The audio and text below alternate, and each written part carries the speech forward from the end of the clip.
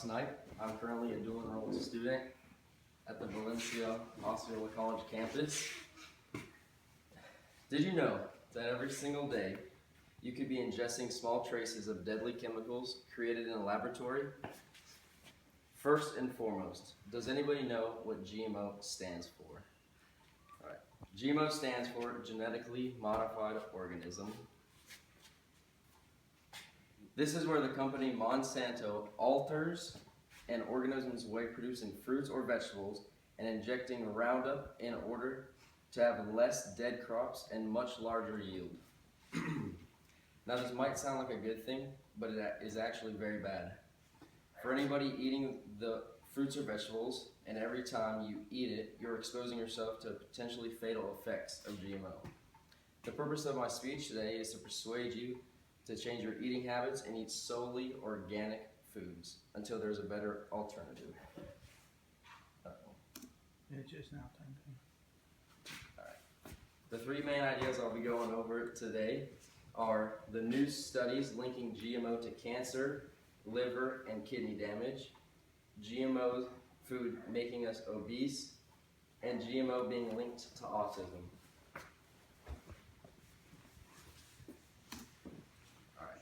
The first idea I'll be going over today is the recent studies being able to link GMO food with cancer and liver and kidney damage.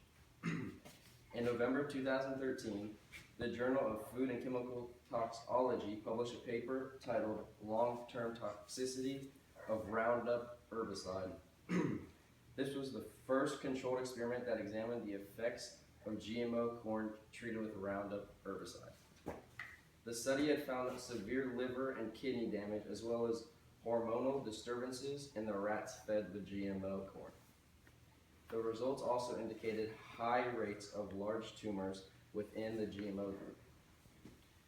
Although hundreds of scientists around the world claim this was false, the researchers have viable evidence to support themselves. I received the evidence from www.collectiveevolution.com.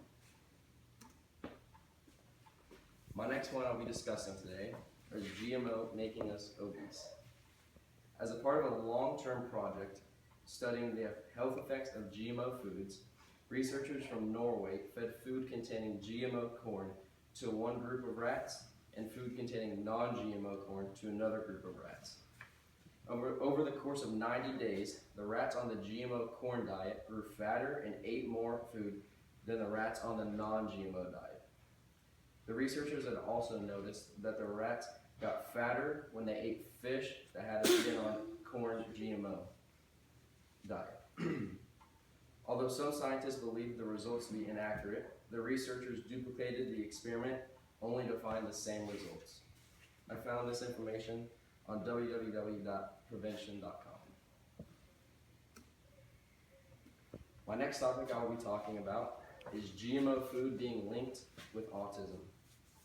Dr. Stephanie Seneff from the Massachusetts Institute of Technology has been studying the autism issue for several decades. Her copious research has led her to the almost undeniable conclusion that glyphosate, the main ingredient in Roundup, is a major driver of autism. What was once an extremely rare health condition now affects roughly 1 in 68 children, according to the U.S. Center for Disease Control and Prevention. In 1970, the autism rate was about 1 in 10,000. Although there hasn't been very many oppositions, there are still few who do not think this claim is true. Dr. Seneff says that in the year 2025, nearly half of the children born will be diagnosed with autism.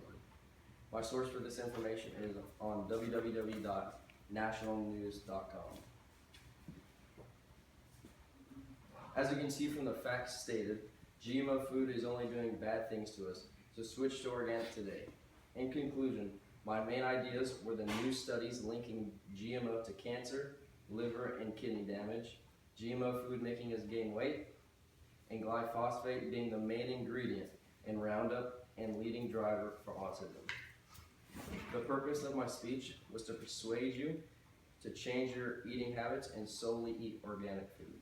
Whenever you have the choice to eat organic or GMO, just think to yourself, What are the repercussions of choosing the GMO food?